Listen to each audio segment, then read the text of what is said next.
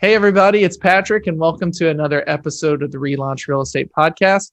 I'm very, very happy and excited to have Kristen Rozzi with us. Kristen is the leader of our first expansion office in the north side of Indianapolis.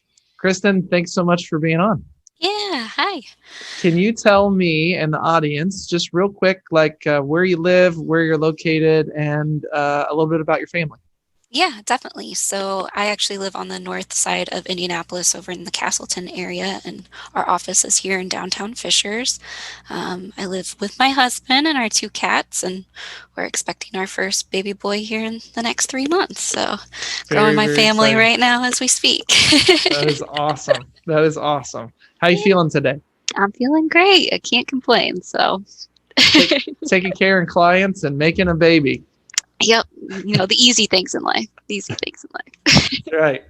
Awesome. So why don't you tell us just real quick how you got into real estate, why you chose real estate as a career?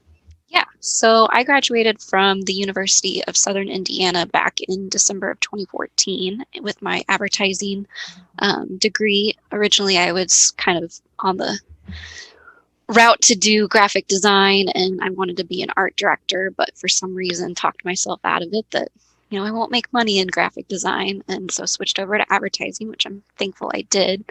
But after graduating, I was kind of surprised with the lack of jobs that were available for what I had thought that I had been educated on.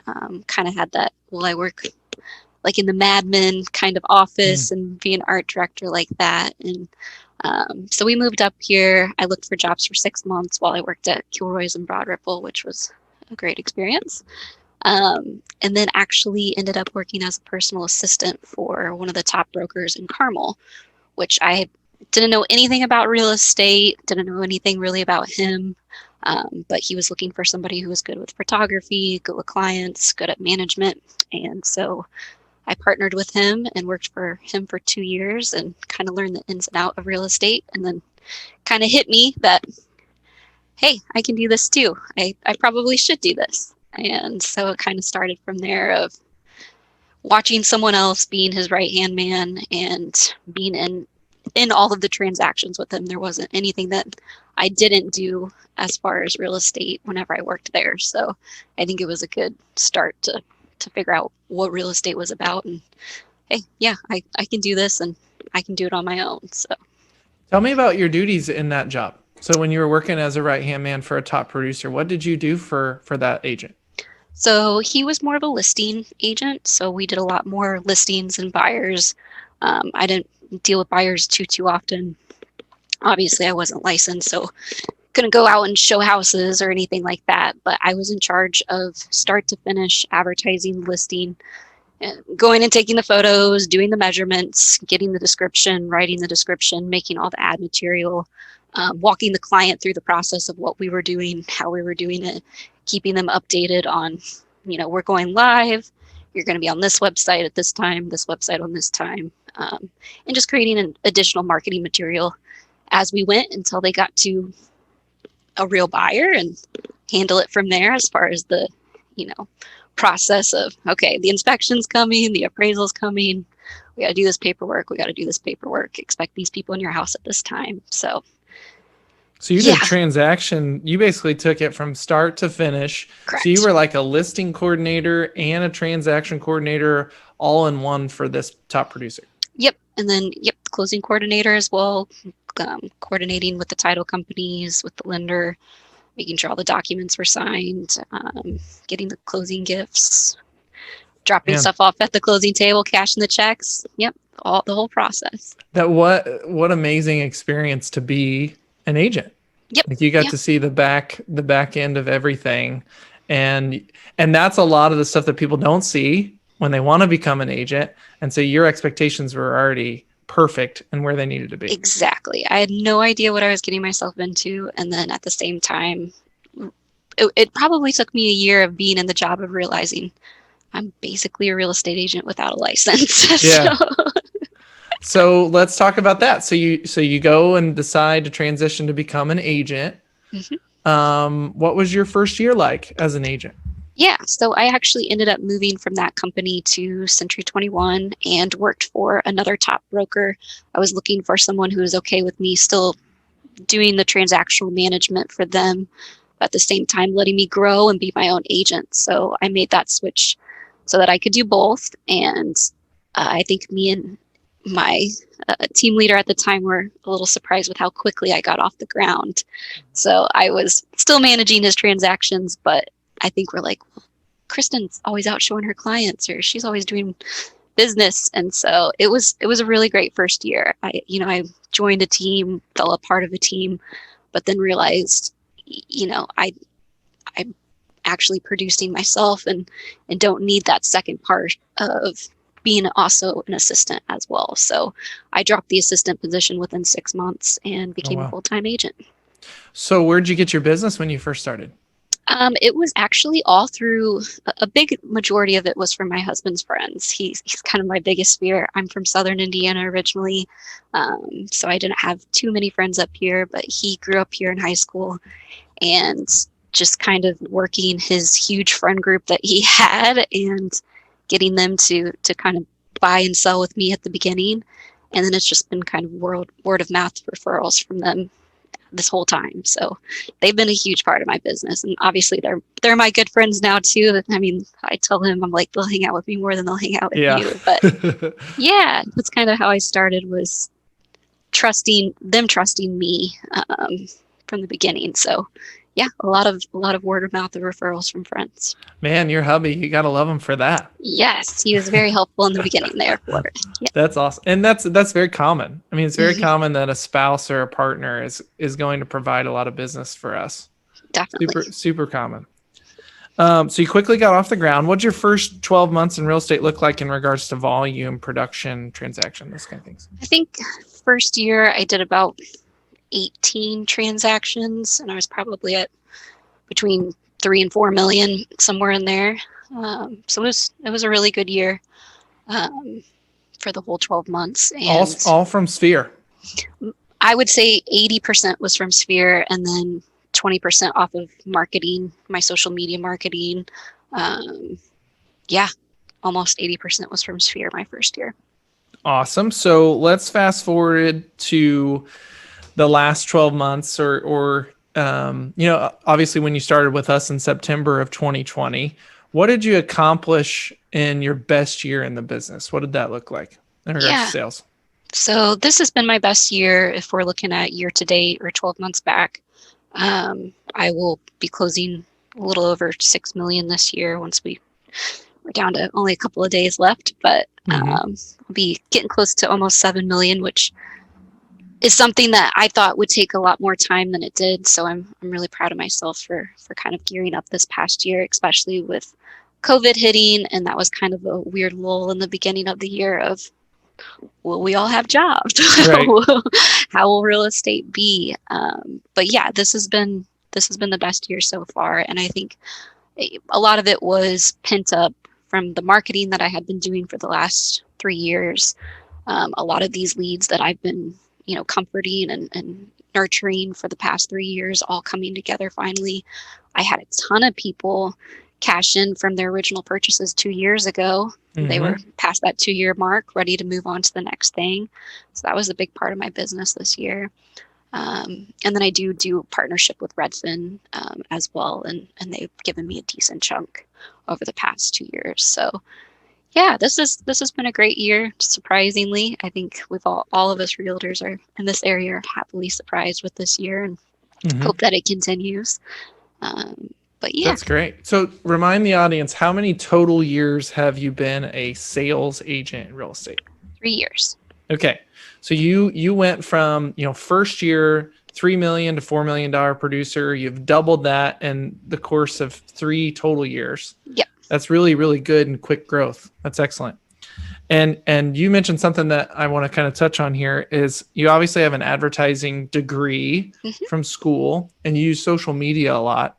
So let's dive into that for just a second. So what do you think is the best social media platform for you and your business? Where have you seen concrete results in social media that actually got you clients? I think it's a pair of both Instagram and LinkedIn. Facebook, I think Facebook is more, your friends get to know you and to support your business and like your page. And I basically just copy and paste my Instagram to my Facebook. But Instagram, as far as meeting new people and connecting with new people that are in your area, I feel like I've been able to target down of this is how we use Instagram. It's not just posting a picture or, oh, I just sold a house. It's what do the people who follow you want to see?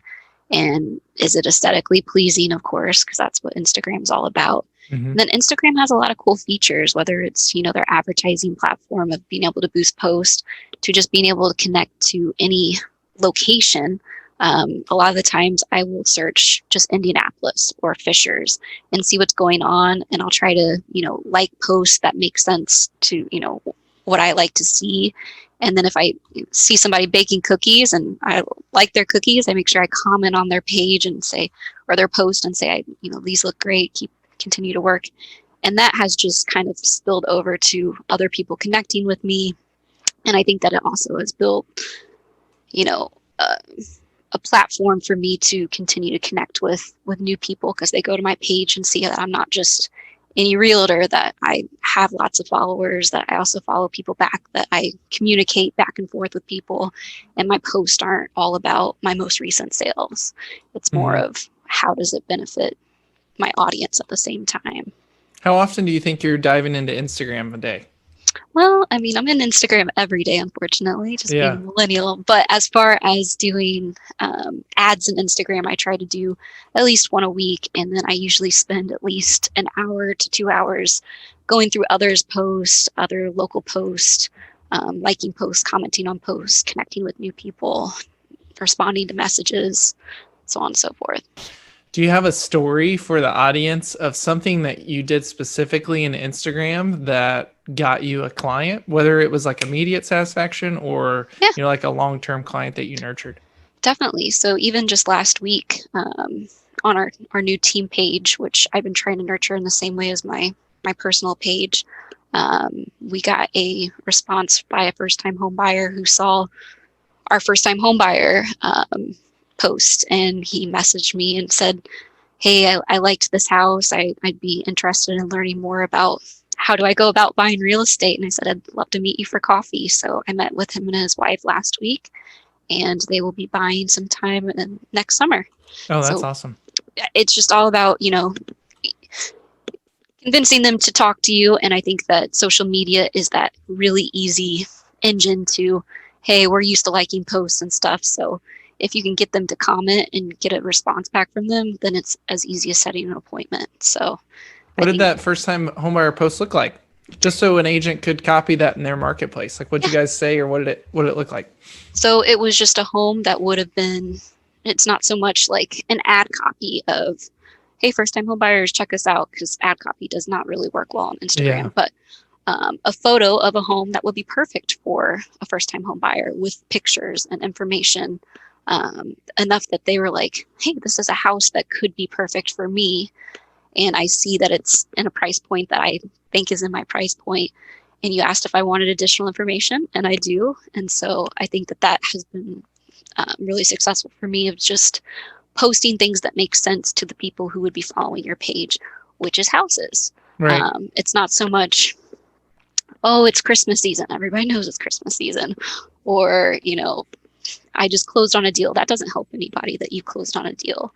Yes. It's more, this is a new listing, or this is a listing in an area that I know I have a lot of followers in. And these are the pictures. These are the bullet points of the important information. And if you want a tour or you want more information, here's my phone, my contact information. Contact me and let's go see it.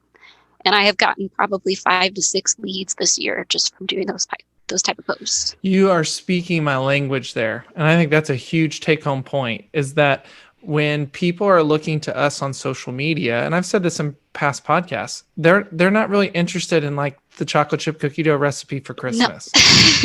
No. They don't care, like you said, if you closed houses. Nope. They want what they want from a real estate agent, and that's homes, that's real estate advice, that's interest rates, that's market insights and statistics. And I love to hear that that's what you're doing with your business. That's why you're here at Crest Point. We love that kind of stuff. Yeah, definitely. I think it's just, again, bringing value to whether they're your clients or your future clients or your sphere. I've gotten friends that they might even have another broker, but they see something interesting that I posted that at least gets that conversation started again of, hey, we're looking at houses just like that. Yeah. Oh, perfect. Yeah. And talk to me about LinkedIn. So you mentioned that that's a portion of your business. So what kind of posts do you do there? Have any examples of how it created a client for you? Yeah, so LinkedIn is a whole different animal. Obviously, it's not about images and the appeal of post. You have to have a lot more meaty information, a lot more data.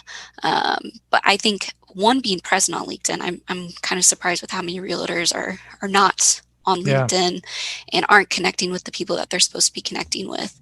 But LinkedIn has a great messaging system as far as linking up with the people that you're connected with. You can easily message anyone, and then also you can download everybody's email that you're connected with too. So I use LinkedIn mainly to build my email database, and I'm really surprised when I use my email system as far as sending out my group emails with how many of the LinkedIn category opens them, because they see my name, they've seen some of my posts on LinkedIn that they trust enough to open the emails, that they're not unsubscribing or not opening them. So it's just an easy way to connect with other professionals that are either looking for employment, have employment, or care about what you're doing, know you in the past. And so more of just putting, again, information that makes sense to them, which most people are on LinkedIn during the day while they're at work. Yeah. And so it's, they want to feel like they're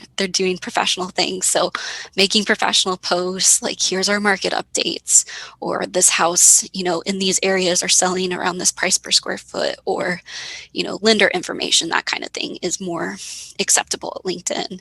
And then, just using the tools that LinkedIn has, like I said, the messenger, connecting with new people, and then the email database is second to none, in my opinion.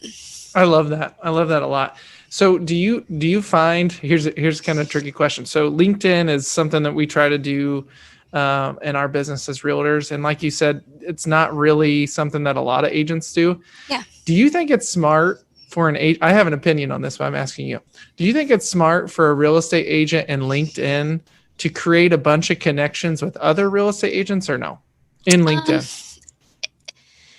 For me, it's been more, I like connecting with a lot of people. So I do add almost anybody that wants to be connected with me. But on the same side, no, probably not. It's not the best idea, just because when you do download the emails, I'm like, oh, no, I got to delete Tucker out. I got to delete Max out. Oh, they don't need to get all my email spam. They don't need to know my trade secrets. Right.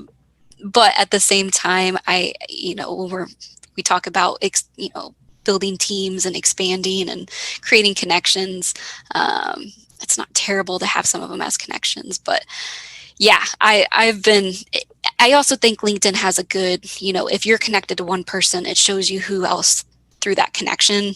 So that would be another benefit to it. But it's kind of 50-50 for me, as to it can be a hassle, but at the same time reap some benefits as well. You've given such good advice on just two platforms. Instagram, obviously aesthetically pleasing. We all know that, but not just putting things out there just because you want to put things out there that are specific to what people want. And that's real estate from us. And then LinkedIn is a much smarter, not necessarily smarter, but they're looking for more information, right? Yep. That database. So guys, definitely be putting that in action. Kristen, that was awesome. Any other social media tips that you would have before we move on to something else? I always think, you have to have a Facebook page, a business Facebook page. That's something you look at your Facebook friends, and most of us have at least 500 to 1,000 friends that you've worked for years and years to build up. I mean, I've been on Facebook since I was 14. So it has such an easy platform to turn your friends that know you and have known your life to a simple click and like my page. So that's what I like about Facebook, is that Facebook knows who your friends are and allows you to quickly check all of them, if not, go through individually and make sure Mm-hmm. you're not inviting who you don't want to invite to your Facebook page. And that's how, we started our team page in September, and I think we already have 400 likes just Oh, off wow. of, one quick. We each spent 5 minutes checking, a couple hundred boxes of, oh yeah, this person would support me and enjoy watching my business, or they'll follow me on other platforms. Why wouldn't they follow me on this platform? And then it's the same as a big hole for me. So I feel like as time goes on, and especially millennials and the younger group, when they go to look for agents, they're going to do Google searches and they're going to find out who's where, or they're going to use the searches on these platforms. Instagram, LinkedIn, Facebook all have search platforms of, it's like Google, search for Mm-hmm. realtors, search for something local. And so if you're there, you've got likes, you've got reviews, you've got people who are, interacting with your posts. It's as good as a 5-star review, in my opinion. Totally. So I think that Facebook's great as far as getting easy likes. And I do love Facebook groups. There's such niche groups. I've seen lots of realtors, and I myself own probably like 25 pages that I need to nurture more, but of local Facebook pages that make sense. Whether it's Fisher's Homes for sale, or, maybe events in Fisher's or something like that, where people who it makes sense for, you can invite into these groups and then do ads for as well, without being so real estate like and Mm-hmm. constantly posting real estate items. So yeah, I just love the platforms more of, there's the surface of them and what you can do with them, but the back end of the capabilities is what I feel like a lot of agents lack the knowledge of. What can we really do with this platform? And it's Right. never ending, really. Like, you can do so much with them. Right. I think the basics, like you said, is just being consistent and give them the information that they want, not just information that they could go find from anyone else. If you want to, showcase a local restaurant, maybe go to that restaurant for information, not necessarily a real estate agent.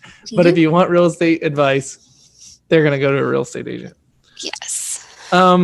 Let's change topics, because that social media stuff is really, really great. Tell me about, you've transitioned into team leadership. You are a team leader at our brokerage now, and building a team since just the last 3 months. Yep. Tell me about kind of like how your team is structured, who's on your team, who's coming to your team, those kind of things. Tell everybody what that looks like for you. Yeah, so obviously brand new team. We're still trying to, get all the gears in place, but I've got one great agent kind of next to me, more of a, kind of a partner in a sense, that we kind of go back and forth with each other, of which we did before we were even a team. So it just kind of made sense to pair up. But yeah, we try to get in here and, especially with COVID, you can't go and talk to so many people like you used to and have groupthink. But groupthink is so important in real estate that, I have an idea of, well, I've done that idea, make sure you don't waste your time here, or make sure you do this here. And I think that me and Alex Buckley have done a really good job of utilizing each other's skills and assets as to how can we build our own business, how can we build this team, what does 2021 look like in years to come as far as our business. And then, yeah, we've got a couple of agents in taking their real estate courses and hopefully joining us here in the next month or two, and obviously looking for more agents to come here in the future and, build a team like you guys have over on the Plainfield side. And yeah, I'm really excited about having more people under me so that we can continue to groupthink in a way that educates everybody. Whether, I learn something new every day from Alex, and I think he learns something new every day from me. And I think that that's, being on your own or being in a big brokerage where you get lost, it makes things harder versus having a group to support you and kind of talk openly about whether it's a transaction or a marketing piece or a contractor or just a client in general. It's takes a lot of the relief of what real estate day to day can be off from you. Yeah, good leaders are always open to getting advice from their followers, right? So good leaders should definitely participate in groupthink, as you call it, and definitely should brainstorm and give advice to their agents in regards to what to do and what not to do and the failures that they experience. But agents also feel like helping their leaders. And if they feel like things are open and it's a really open culture like you've created, and obviously we have here, then everyone can succeed and everyone can grow so much more. Yeah. What's your favorite thing that you've learned? You're only 3 months in, but what's your favorite thing about being a team leader right now? What's motivating you in that? I think it's just, having other people rely on you. It's something that I obviously do in my job every day with clients. So, seeing it help someone else's business as much as it's helped yours, I think is, the rewarding aspect of it. I feel like I've got a lot of little tidbits, a lot of knowledge, a lot of history, that can help. And so it's good when you can pass that on. Otherwise, I'm just keeping it to myself. So that's been the most rewarding part for me for sure is, Alex has done great in his business, but I've closed 100 more transactions over time than he has. So it's just having that experience to kind of pass over and say, okay, yeah, well, in one history of this lesson, we learned this. So just keep that in mind. And watching his light bulb go off of, oh yeah, that's a genius idea. Right. It just makes you feel good. And when they're successful, it makes you feel good. Yeah, it's a win-win, right? Because you can help people divert away from future failures and divert their attention to things that are going to work instead of things that won't. Yeah. And that fulfills you as a leader because you feel like you really did enrich their lives. And then obviously it does enrich their lives. So I love that is the most exciting thing about leadership. And you didn't give the leadership answer of, well, just, growing and having more agents and selling more homes. It was more so about enriching lives of other people. Yeah, definitely. That's exactly what a good leader should be doing. That should be their full focus, in my opinion. Okay. So what about this? What about your worst year or your worst time in real estate? What was like the most challenging time period that you experienced in real estate? Well, I mean, again, 3 years, there hasn't been a worst year. I've, quickly gone up the chain. I think at the beginning of this year when COVID first hit, that March, April, even though this was my best year, I think it was just that sense of, oh crap, it's out of your control. I feel like I've done a really good job of, there's so much in real estate that you can't control, but with your business, there are a lot of aspects that you can. And I think that the virus kind of added some extra, okay, we cannot control this and this and this, and we got to change this and this and this. And I think it's just been challenging not to go out and meet new people, not be able to be a part of the community like you're used to, not be able to go and schmooze up your friends or do the pop buys or, open houses, all those things that, are a big part of real estate and things that most of us real estate agents enjoy. So I think and, I'm interested to see what next year looks like. Not that I'm preparing for it to be, a bad year, but, just seeing what the after effects of the virus do. Also expecting my first child, those kind of things as to how do I manage that. But otherwise, I mean, real estate's been, a great step up every year. And I think as long as you continue to keep your regular systems in place that you have and nurture the people that you have always nurtured, it should continue to chart up. Obviously, a lot of people are going through different things in their life right now that they weren't expecting. So, being aware of that, being cognizant of that, and realizing that maybe they did want to buy a house this year, but things have obviously changed. And so it's, this has been a worse year for everybody in that sense. But, You bring up something really interesting. Your most challenging year or your most challenging time period in real estate can also be your best time. Definitely. And you're the first guest I've had that said that. Like a lot of folks, when I ask the most challenging or the most difficult time period in real estate, it wasn't their best. It was something that pushed them to the limit where they couldn't sell as much, or it was some life event that prohibited from doing it, or it was usually their first year. They say that a lot. Yeah. It was their first year. That was the worst one. A hard year. You're in the most challenging year you've had, and you've had your best.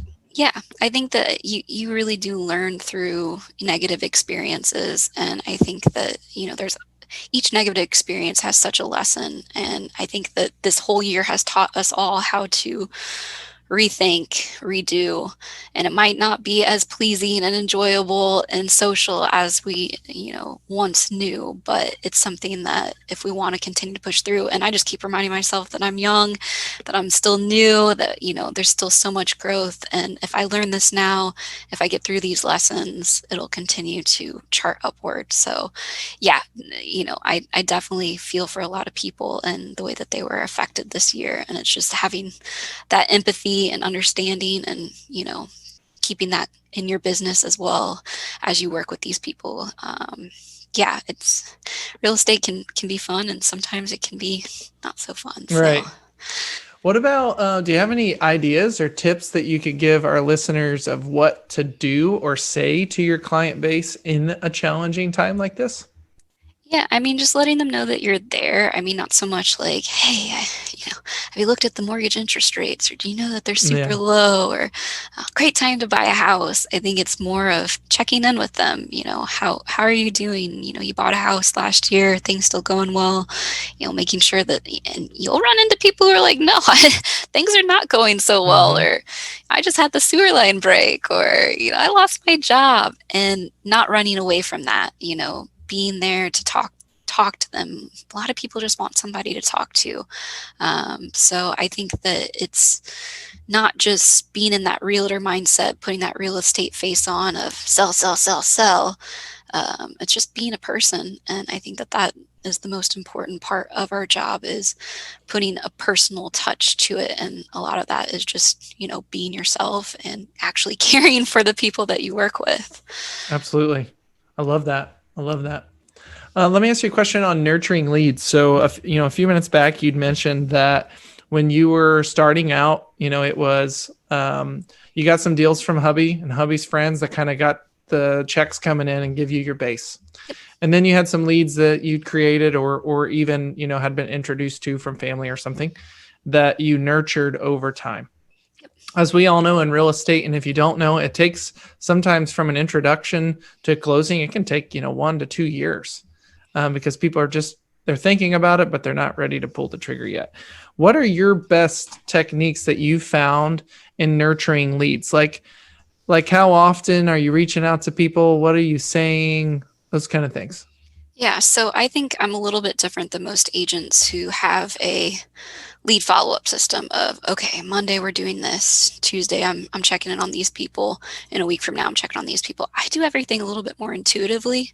Yeah. So, I am kind of watching their lives on the social media aspects, and they just had a baby, or their grandpa just died, or they got a job promotion, and being a part of those aspects, sending a personal card or just calling them or messaging them, I think is a big nurturing aspect of not just you're another checklist off of my box of today's Monday. I said I was going to call these people. I'm going to call these people. More of, I haven't really talked to Nick in 2 months. I'm used to talking to Nick. Let me give him a call. Let me check in on him. Let me see what his business is up to. Is there anything that I can do to help him, or that kind of thing. So more being, again, cognizant of what's going on in their life and intuitively talking to them. And of course, when they call or they message, making sure that you're responding and not ignoring them and not being too busy. And then I also really enjoy I love giving gifts. So doing pop buys, which this year's been severed a little bit because I just wasn't for sure how many people would be excited about getting stuff on their doorstep, not knowing who's touched it or where. But for the first 2 years of my business, my pop buys of, making it a regular thing to, 4 times, 5 times, 6 times a year. It doesn't need to be anything expensive when you've got 30 clients each year. Spending $5 to $10 on them really is not a huge ask to do. And they are so thankful that you thought of them, or that you're continuing to think of them, that it wasn't just, hey, we closed December of 2018. We haven't heard from Kristen again. Like, Kristen's given us 6 gifts since then.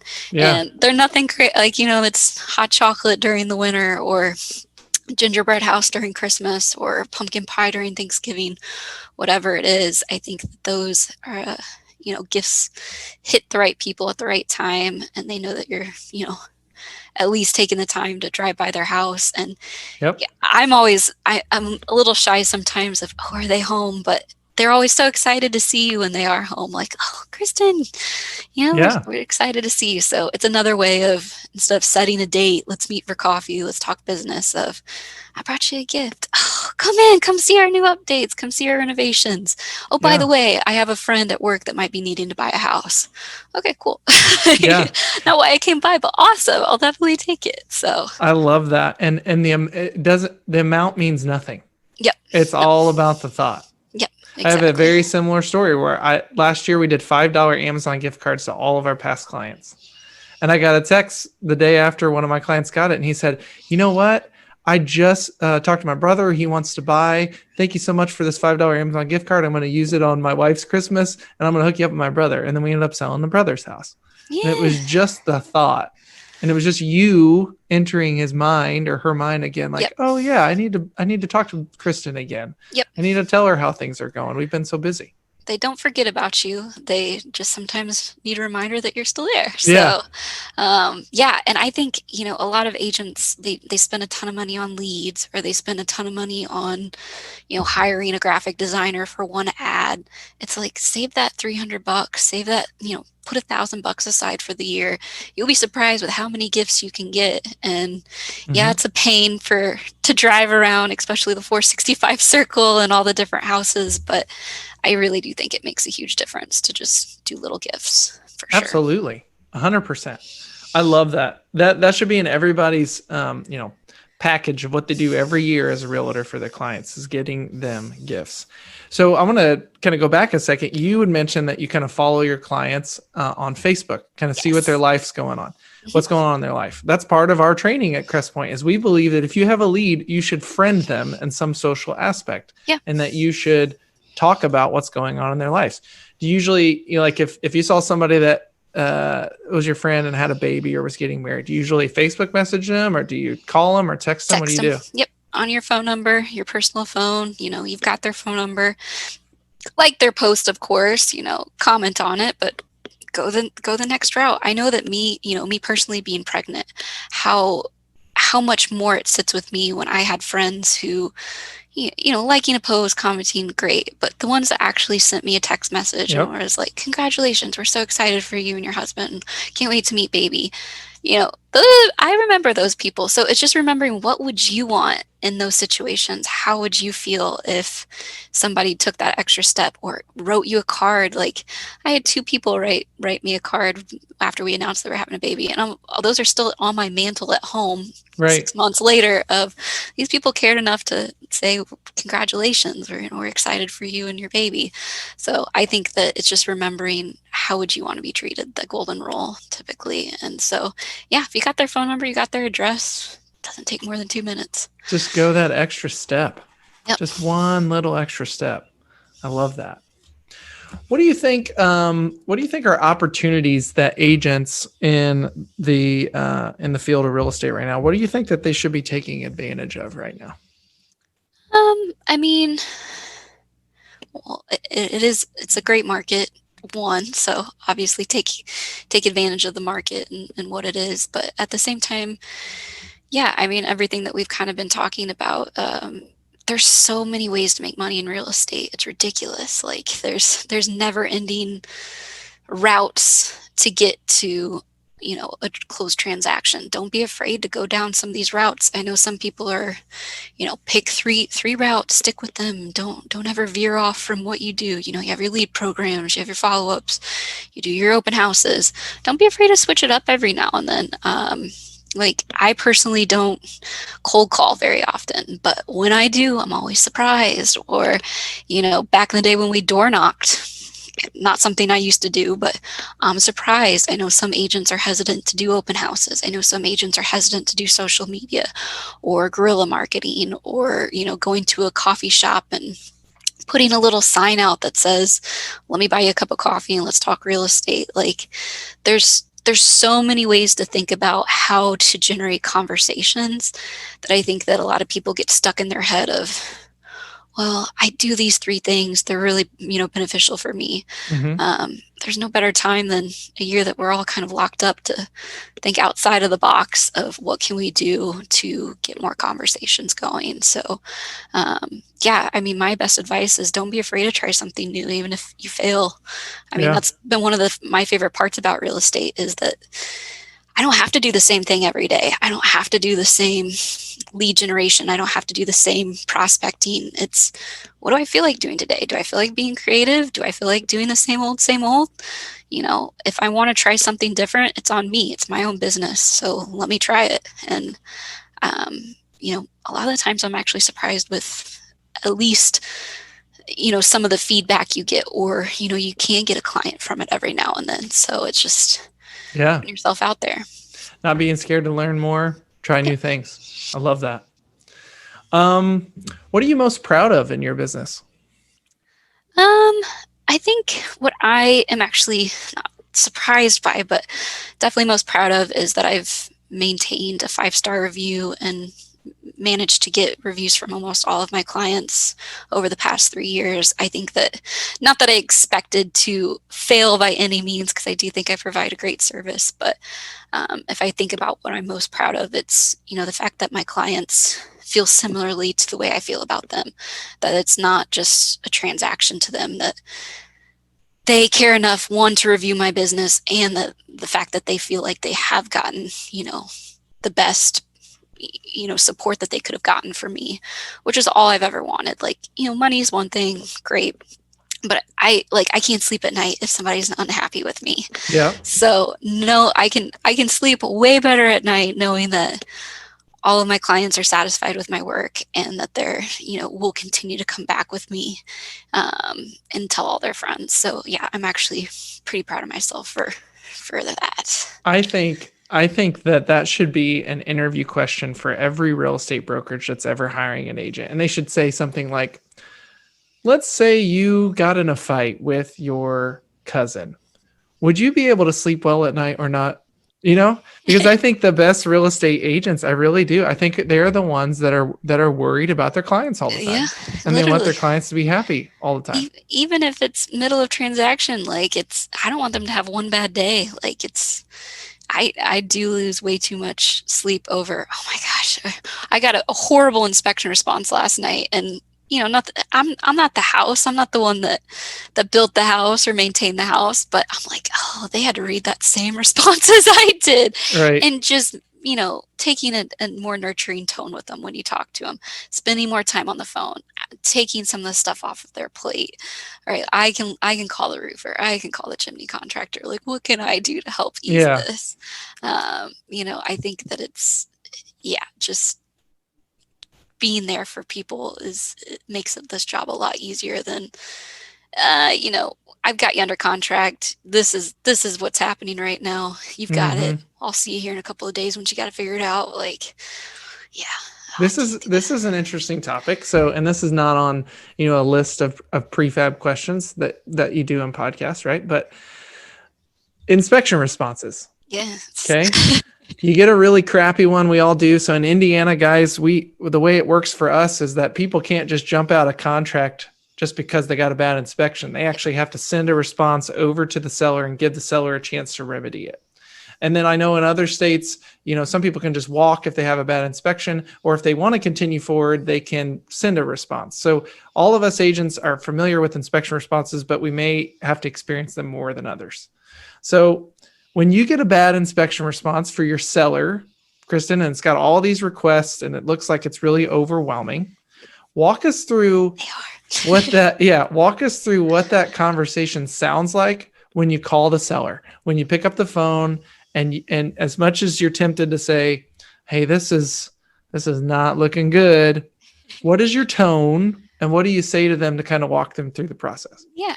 Well, I first and foremost, if I can get it, and I think it's most important to have one contractor that you trust, that you can get responses back quickly. But as soon as I get an inspection response, I send it away to my contractor and I say, hey, ballpark, you don't need to go to the house. Just give me a general idea of what I'm looking at here. I Mhm. need to be able to put this into, how much is this going to cost the seller? Because that's, that they care about money, obviously, and buyers care about repairs being done. So just a general idea of what needs to be done. I go through the report, I digest it. Okay, this is a little much. Okay, this is acceptable. And then I call them and everything's fine. Like have never been one of the kind of people who are like, oh, we're in trouble now. Mhm. Hey, we got the response. I send it over. I send it over to my contractor. He's going to ballpark everything so we know kind of financially what we're dealing with. I'd love for you to take a look at the list. If you're a buyer, I'd love for you to highlight the things that are most concerning for you. I know what's concerning for me, but I'd love to, from your perspective, what's most concerning from you. And from the seller side, I'd like for you to go through the list and see if there's some of these items that maybe you've already had addressed, or that are fine, or that you're comfortable with fixing yourself, or are actually terrifying to you. Like, kind of, not of this is the response, this is what we're dealing with. It's more of, let's take the next step. And then tomorrow, let's get back together again once we both have kind of done our homework, have a little bit better of idea what we're looking at, and let's work through it. Like, this is not done and dead. We have a chance to respond. We have a chance to get what we want out of this if we're the buyer. And if we're the seller, we have a chance to respond saying, hey, we want to meet you somewhere. Maybe that's the middle. Maybe that's all the way. Maybe that's $5,000 short of what you want, but we want to meet you somewhere. Yeah. And just doing my best to set expectations of, hey, if I was on the other side, and I try to do this with my clients a lot of, yeah, you're the buyer, but think of if you were the seller. Or I know you're the seller, but think if you were the buyer. Yeah. Letting them be in each other's shoes for a minute. And I think that has really helped almost all of my clients see, oh, okay, yeah, I mean, if I was buying this house, I'd want the chimney fixed too.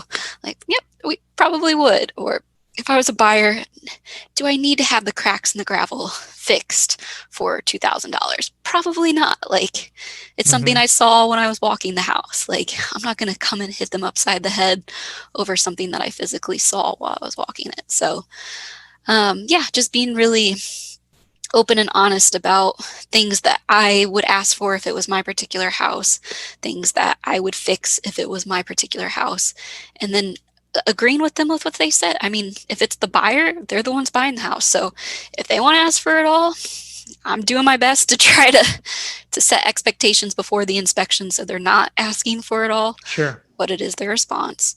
And at the seller side, it's their house, it's their money, it's their pocket. So, I'll listen to you. We'll try it your way. We'll wait to see what their response back is, and then we're going to try things my way. So, letting everybody have their say. Yeah, you're giving them the opportunity to voice their opinion, and then you're going in very positive. Mm-hmm. Like, you're never going to say, hey, this inspection response is terrible. That already gives them a negative connotation. You're just saying, hey, we can work through this. I feel like we can meet in the middle.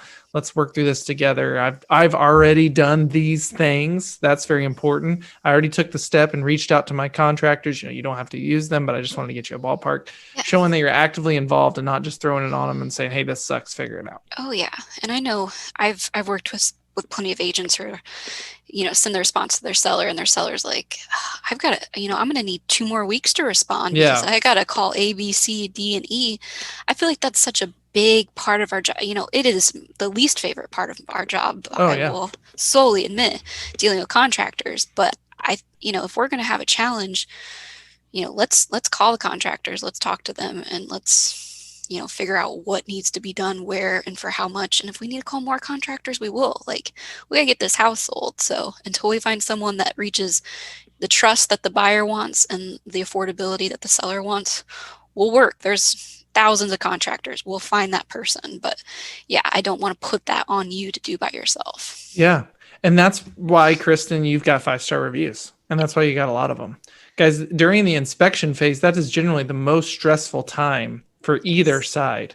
And if the agent bows out, or if the agent doesn't really care or is not involved, you better believe those 1, 2, 3-star reviews are going to start coming out. So if you want 5-star reviews, you got to be involved in not only every aspect, but you have to be actively involved in that inspection response thing. I know that we weren't planning on getting into that, but I think that that's really important for agents to be successful. I think it's the biggest part of real estate. I mean, like I said, it's the most uncomfortable, non-fun, dirty aspect of real estate, but it is the key to getting a deal closed. I mean, appraisals can wonk you off, buyers can get cold feet, but the inspection's how you get to the closing table. And yeah, I feel like most of my good feedback has come from she got us everything we wanted or knew we needed out of the house, or she saved us on our pocketbook, because we're a fiduciary. I mean, that's what we were hired for, is to look after these people's pockets. Mm-hmm. And on both ends of the spectrum, you have to continue with that fiduciary aspect of, I'm looking out for your pocket here. Like, Right. I don't want you to spend $20,000. I don't want you to go into a house that needs $20,000. Where can we meet where this is acceptable, where you're excited and you are also getting what you want out of it? I love that. That's beautiful. As we wrap up, just a quick question. What's the best piece of advice you think you ever got from someone? My best piece of advice, and it's not so much to do with real estate, but everybody's your mirror. And I think that that's something that has really stuck with me, and that I try to remind myself of a lot, that, you know, on the other side of the table, you know, whether it's your client, the other agent, they're your mirror, and they're just reflecting back what you see. So if you use that thought process of, my buyer's upset with me, okay, well, they might not be upset with me. Maybe they're upset with themselves. Let me dig into this further. Or if I'm upset with myself, you know, why? You know, just digging deeper into that. Everybody is kind of mimicking each other's vibes and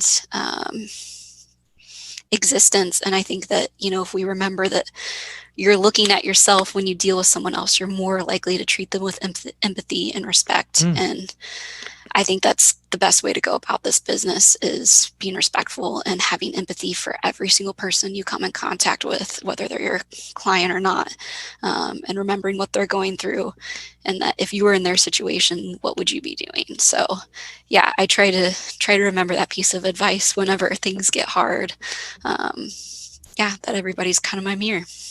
I love that. I'd actually never heard that. That's really, really cool. Well, so Kristen's located on the north side of Indianapolis. And if y'all have referrals for her, she would take an incredibly great job. Yeah, that's why we brought her on to Crest Point to lead a team, is because we definitely believe in Kristen and we know that she's going to be successful. So Kristen, you know, before we go, I'd like you to tell everybody where to find you, how to get a hold of you, social media, all that kind of stuff. Yeah, so social media, almost all of my handles are at the Indie Real Estate Agent, just as it sounds. All of my information's on there. My email is kristen@theindierealestateagents.com. And of course, you're always welcome to call or text me. I love talking to anybody who wants to chat with me, but my phone number is 317-672-5600. Awesome, Kristen. Thanks so much for being on here. This was really good stuff. And like you gave between social media, LinkedIn, Instagram, inspection responses, like Sphere and past clients, you gave like 5 or 6 just like actionable ideas that people can take and put in their business across the country and be more successful. That was very great. We just want a better real estate world in general. So I agree 100%. Well, thanks so much, everybody. Thanks so much for listening. Don't forget to subscribe. You can subscribe anywhere on the popular channel so that you can listen to more agents just like Kristen that will help your business become better and brighter. Y'all have a good day and take care.